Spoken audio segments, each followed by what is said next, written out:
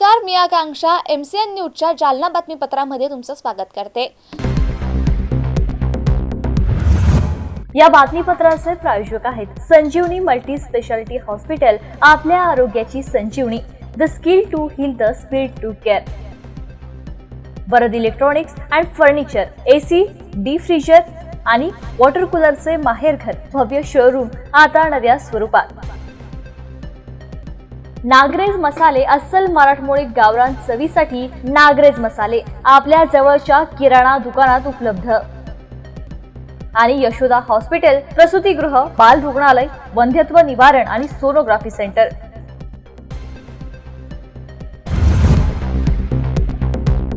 जालना मंठा रोडवर चोरट्यांनी भरदिवसा सोन्या चांदीच्या व्यापाराला लुटलं असून तब्बल 8 लाखांचं सोनं घेऊन चोरटे पसार झालेत। दरम्यान ही संपूर्ण घटना CCTV कॅमेऱ्यामध्ये कैद झाली आहे। जवळपास 55,000 रुपये रोकड आणि 9 तोळे सोनं चोरट्यांनी लुटल्याची माहिती सराफा व्यापाऱ्याने दिली आहे। जालना सोन्या चांदीच्या व्यापाराला चोरट्यांनी लुटण्याची घटना समोर आली आहे। जालना मंठा रोडवरील सिंधी काळेगाव परिसरामध्ये आज सायंकाळी 6 वाजेच्या दरम्यान ही घटना घडली असून ही संपूर्ण घटना CCTV कॅमेऱ्यात कैद झाली आहे। सचिन खर्डेकर असे व्यापाराचं नाव असून जवळपास 55,000 रुपये रोकड आणि 8 तोळे सोनं या व्यापाऱ्याकडून चोरट्यांनी लुटून नेले। दरम्यान घटनास्थळी पोलीस दाखल झाले असून अधिकचा तपास पोलीस करतायत। या प्रकरणात तालुका जालना पोलीस ठाण्यात रात्री गुन्हा दाखल करण्यात आलाय। आणि सिंधी काळेगाव आपण काही अज्ञाताने आपल्याला लुटलंय, काय घटना झाली नाही? माझं नाव सचिन सुरेश खर्डेकर। मी 5:30 वाजता दुकान बंद करून जालन्याकडे घरी येत असताना सिंधी काळेगावच्या खाली पेट्रोल पंपाजवळ अज्ञात इसमांनी गाडी खाली पाडून माझी बॅग हिसकवण्याचा प्रयत्न केला। बॅग हिसकून पळून गेलेत। किती रक्कम होती आपल्याकडे? रक्कम होती 54-55,000 रुपये कॅश होती आणि 95 तोळे सोनं होतं आपलं। 9.5 तोळे 95 ग्राम। टू व्हीलरवर आले होते का? टू व्हीलरवर ते आले, पाठीमागून त्यांनी गाडी लात मारून गाडी खाली पाडली। बॅग हिसकण्याचा प्रयत्न केला, बॅग जाटापटीत खाली पडली तर त्यांनी उचलून घेऊन पळून गेला। त्यांच्या मागे लागले, त्यांनी चाकू काढला आणि एकाने स्प्रे मारला डोळ्यावरती आणि जालन्याच्या दिशेने ते पळून गेलेत। पेट्रोल पंप जवळ चोरीची घटना आहे, व्यापाऱ्याला लुटल्याची घटना आहे, काय घटना आहे सर? सचिन सुरेश खर्डेकर नावाचे एक सराफा व्यावसायिक आहेत। ते जालन्याला राहतात आणि रामनगरला त्यांचं सराफाचं दुकान आहे। आज दुकान बंद करून ते जालन्याकडे येत असताना सिंधी काळेगावकडं जवळ त्यांना मोटरसायकलवरनं आलेल्या 3 जणांनी लुटलेलं आहे आणि त्यांच्याकडे असलेले सोन्याचे दागिने आणि रोख रक्कम ही नेलेली आहे। आत्ता गुन्हा दाखल करण्याची प्रक्रिया सुरू आहे। एक्झॅक्टली किती त्यांचा सोन्याचे दागिने चोरीला गेलेले आहेत आणि कॅश किती गेलेले हे आता फिर्याद दाखल झाल्यानंतरच समजेल। परंतु आम्ही तात्काळ लगेच नाकाबंदी लावलेली होती। आमच्या टीम, सगळ्या पोलीस स्टेशनच्या टीम, PI तालुका आणि स्थानिक गुन्हे शाखेची टीम, त्यांच्या 2-3 टीम आणि आम्ही स्वतः घटनास्थळाला भेट दिलेली आहे आणि गुन्हा उघडकीला आणण्याच्या दृष्टीने आम्ही प्रयत्न करत आहोत। आता दाखल करण्याची प्रक्रिया सुरू आहे। जालन्यात अवैध वाळू उपसा केल्याप्रकरणी 15 जणांवर गोंदी पोलीस ठाण्यात गुन्हा दाखल करण्यात आले। पोलिसांनी 100 ब्रास वाळू जप्त करत महसूल पथकाने ही कारवाई केली आहे। या कारवाईने वाळू माफियांचे चांगलेच धाबे दणाणलेत।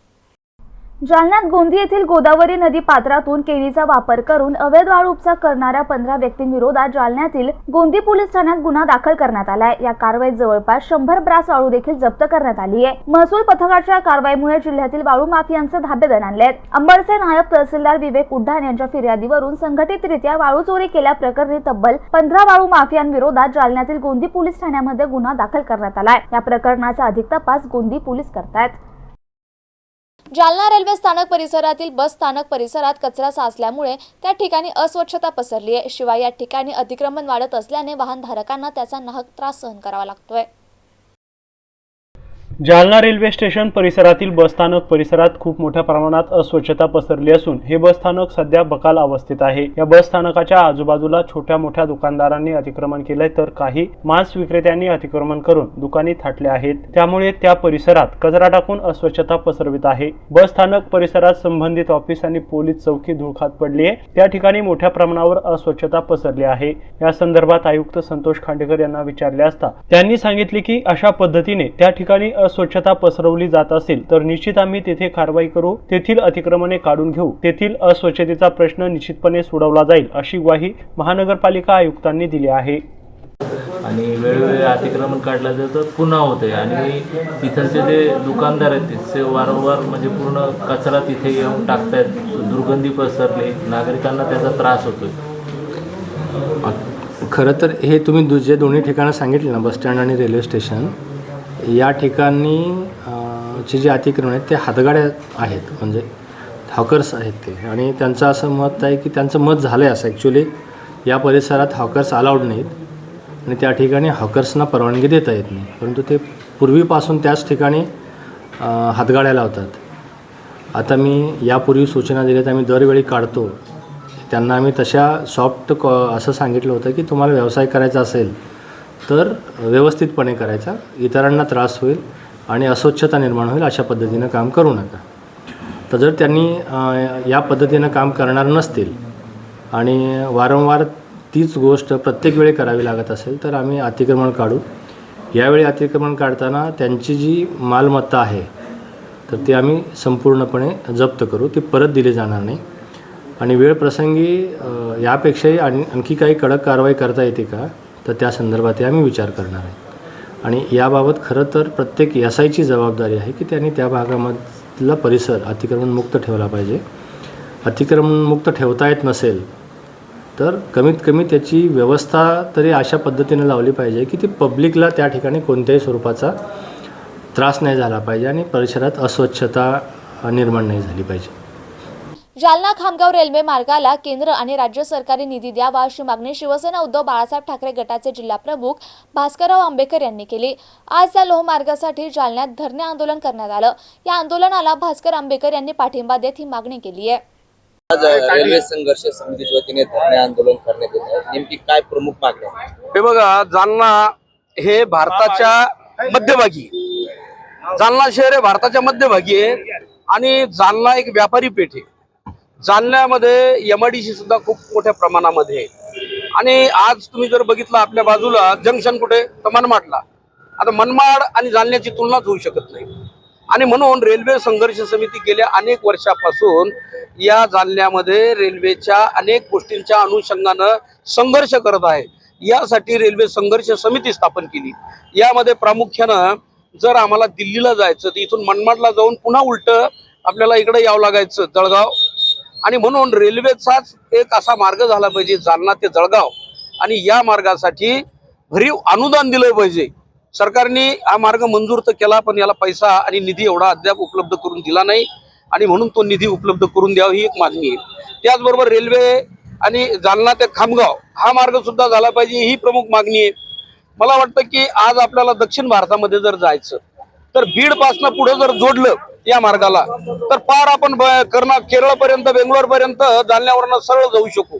आणि म्हणून या अत्यंत रास्त अशा मराठवाड्याच्या विकासाच्या मागण्या ज्या रेल्वेशी संबंधित आहेत त्या मागण्यासाठी रेल्वे संघर्ष समितीने आज धरणं आंदोलन केलं.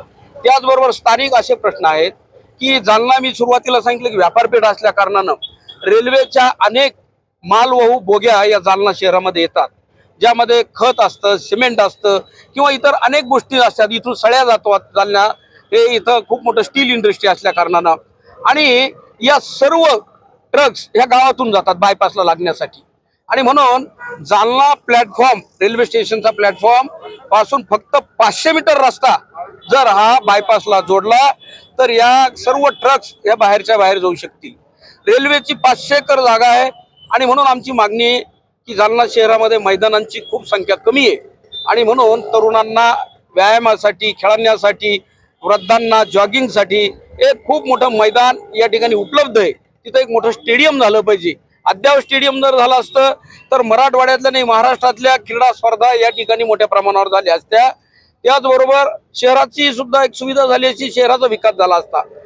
तिसरी मागणी अशी होती की स्वयंवर मंगल कार्यालय ते अण्णाभाऊ साठे नगरपर्यंत रेल्वेची जी मोकळी जागा पडलेली आहे यामध्ये बाबळी उगल्यात, गटारं वाहत आहेत, अत्यंत गलिच्छ असा तो भाग झालाय.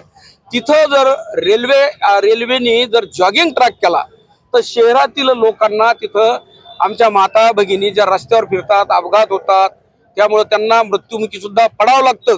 काल परवा धाराशिव जिल्ह्यामध्ये रस्त्यानं जॉगिंग करणारे सकाळी 2 जण एका वाहनानं त्यांना उडवलं आणि ते वारले. अशा घटना टाळायच्या असतील तर मला वाटतं की इथं हा जॉगिंग ट्रॅक होणं सुद्धा आवश्यक आहे. आणि या जालना शहराच्या अनुषंगाने हे शहर अत्यंत महत्त्वाचं मराठवाड्यातलं शहर असल्यामुळं रेल्वेची यातायात वाढणं यासाठी रेल्वे संघर्ष समिती जे आंदोलन करतंय याला मी आमच्या पक्षाच्या वतीनं जाहीर पाठिंबा देण्यासाठी या ठिकाणी उपस्थित झालो. धन्यवाद. जालना जिल्ह्यातील 2.5 लाख शेतकरी 412 कोटी रुपये अनुदानाच्या प्रतीक्षेत आहेत. याला अपलोड करण्यास दिरंगाई होत असल्याने शेतकरी या अनुदानापासून वंचित राहिलेत. 8 दिवसात अनुदानाची रक्कम शेतकऱ्यांच्या खात्यावर टाका, अन्यथा जिल्हाधिकारी कार्यालयासमोर धरणे आंदोलन करण्याचा इशारा स्वाभिमानी शेतकरी संघटनेने दिलाय. जालना जिल्ह्यात मागील वर्षी सप्टेंबर महिन्याच्या पहिल्या आठवड्यात अतिवृष्टी, पूरस्थिती आणि ढगफुटी सदृश्य पाऊस झाल्याने खरीप हंगामातील पिकांचं अतोनात नुकसान झालं होतं. या नुकसानीपोटी शासनाने जिल्ह्यासाठी 412 कोटी रुपयांचा निधी मंजूर केलाय. मात्र 1 महिन्यापेक्षा अधिक काळ उलटून गेला तरी देखील शेतकऱ्यांच्या खात्यावर ही रक्कम जमा झाली नसल्याने शेतकरी वर्गातून संताप व्यक्त करण्यात येतोय. तहसीलदार यांच्याकडून याद्या अपलोड करण्यास दिरंगाई होत आहे. दरम्यान पुढील 8 दिवसात अनुदानाची रक्कम खात्यावर जमा झाली नाही तर जिल्हाधिकारी कार्यालयासमोर धरणे आंदोलन करण्यात येईल असा इशारा स्वाभिमानी शेतकरी संघटनेच्या पदाधिकाऱ्यांनी दिला आहे. काळे साहेब, जालना जिल्ह्याला अतिवृष्टीचं म्हणून 412 कोटी अनुदान मंजूर झालं होतं, ते जमा देखील झालेलं आहे. मात्र प्रशासनाची दिरंगाई म्हणा, अजून याद्या तयार झाल्या नाही, ते शेतकऱ्यापर्यंत वितरित झालेलं आहे. काय भूमिका आहे शेतकरी संघटनेची? मागे सप्टेंबर महिन्याच्या पहिल्या आठवड्यामध्ये भयंकर अतिवृष्टी होऊन जिल्ह्याचे खरीप पिकाचे सगळं अतोनात नुकसान झालं. त्यात कापूस, सोयाबीन, तूर, मूग, मका, उडीद या सर्व पिकांचं अतोनात नुकसान झालं. त्यावेळेस प्रशासनाच्या वतीनं जिल्ह्याचा 412 कोटी रुपये मदतीचा अहवालही शासनाला गेला होता. मात्र मध्यंतरी आचारसंहितेच्या घोळात ते अनुदान प्राप्तीचा विषय राहिला होता. आता अनुदान प्राप्ती होऊन 1 महिना झाला तरीही शेतकऱ्यांच्या थेट खात्यावर ते अनुदान वर्ग झालेलं नाही. त्यामुळं या भोंगळ कारभाराचा आम्ही स्वाभिमानी शेतकरी संघटनेच्या वतीने निषेध करतोय आणि येत्या 8 दिवसात जर हे अनुदान शेतकऱ्यांच्या खात्यावर वर्ग न झालं नाही तर जिल्हाधिकारी कार्यालयासमोर आम्ही धरणे आंदोलन करणार. तर हे अनुदान वितरित झालं, याला जबाबदार कोणाला धरता येईल? हे लाल फितीतील कारभार हे कर्मचारी भोंगळ कारभार करून याद्याच तयार करत नाही, याद्या अपलोड करत नाही. या पूर्ण सर्वस्वी जबाबदार तलाठी, मंडळ अधिकारी आणि कृषी सहाय्यक, कृषी अधिकारी हे सर्व जबाबदार आहेत. त्यांच्या हलगर्जीपणामुळेच शेतकऱ्याला आज रब्बी हंगामात सुद्धा खरीपाचं अनुदान मिळत नाही. अजून पीक विम्या संदर्भात देखील तुमची काही तक्रार आहे? जिल्ह्यात अतिवृष्टीमुळे फळपिकासह खरीपाचं मोठं नुकसान झाले. त्यात 9,16,000 शेतकऱ्यांनी आपल्या पिकांचा पीक विमा उतरवला होता. त्यात विमा कंपनीने अद्यापपर्यंत 1 रुपयाही शेतकऱ्यांना वाटला नाही. त्यात शेतकऱ्यांचे जवळपास 270 कोटी रुपये येणं बाकी आहे आणि असा कृषी विभागाचा अहवाल आहे की 270 कोटी रुपयेच्या जवळपास शेतकऱ्यांना मिळणार आहेत. परंतु विमा कंपनीने जिल्ह्यामध्ये आतापर्यंत या वर्षी 508 कोटी रुपयाचा महसूल म्हणजे प्रीमियम जमा केलेला आहे आणि त्या पोटी 270 कोटी रुपयेच वाटणार आहेत. म्हणजे मुद्दलात बी घाटा या पद्धतीनं सरकारचं आता खिसे मारण्याचं काम या विमा कंपन्या करतायत. 508 कोटी रुपये जमा करून 270 कोटी रुपयेच वाटायचे आणि तो शेतकऱ्याच्या तोंडाला पानं पुसायचं हे काम सध्या विमा कंपनी करते. या विमा कंपनीवर सुद्धा वचक निर्माण झाली पाहिजे. त्यासाठी प्रशासनाने तात्काळ बैठका घेऊन या विमा कंपनीला विमा वर्ग करण्याच्या सूचना द्याव्या. जालना जिल्ह्यातील अंबड येथे 40,000ची लाच घेताना महावितरणचा अतिरिक्त कार्यकारी अभियंता एसीबीच्या जाळ्यात अडकलाय. ट्रान्सफॉर्मरचे बिल काढून देण्यासाठी अभियंत्याने ही 40,000ची लाच स्वीकारली आहे. या प्रकरणात अंबड पोलीस ठाण्यात गुन्हा दाखल करण्यात आलाय. गुत्तेदाराने बसवून दिलेल्या ट्रान्सफॉर्मरचे 4 महिन्याचे बिल काढून देण्यासाठी 40,000 रुपयांची लाच मागणारा महावितरणचा अतिरिक्त कार्यकारी अभियंता जालना लाचलुचपत पथकाने रंगेहात पकडलाय. प्रकाश तौर असं लाचखोर अभियंत्याचं नाव आहे. या अधिकाऱ्याने गुत्तेदाराला 50,000 रुपयांची मागणी केली होती. मात्र तडजोडी अंती 40,000 रुपये देण्याचे ठरले होते. त्यावेळी सापळा रचून जालना लाचलुचपत पथकाने ही कारवाई केली आहे. दरम्यान या प्रकरणी अंबड पोलीस ठाण्यात गुन्हा दाखल करण्यात आलाय. आणि हे बातमीपत्र इथेच संपलं. पुन्हा भेटूया पुढील बातमीपत्रात. तोपर्यंत पाहत रहा MCN न्यूज. नमस्कार.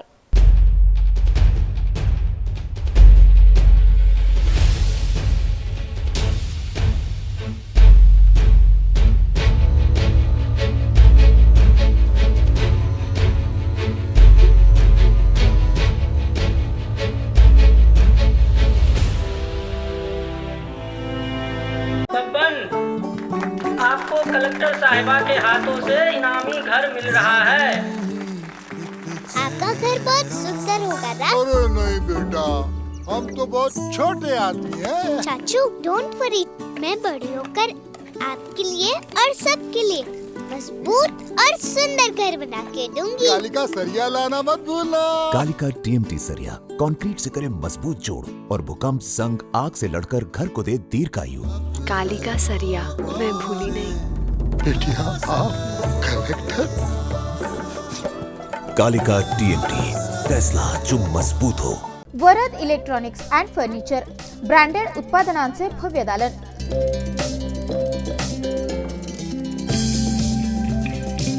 आमच्याकडे AC, fridge, LED, washing machine, deep fridge,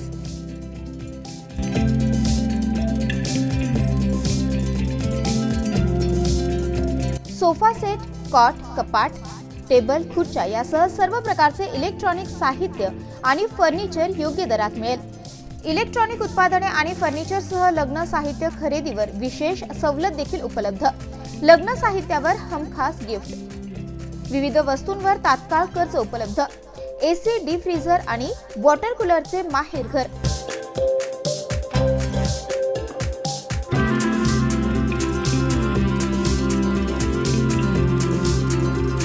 आमचा पत्ता plot number 58, Shivshakti green city, Mhasoba मंदिराच्या बाजूला, नीलम टॉकीज जवळ, स्टेशन रोड, जालना. संपर्क 9422725920 किंवा 9552774202.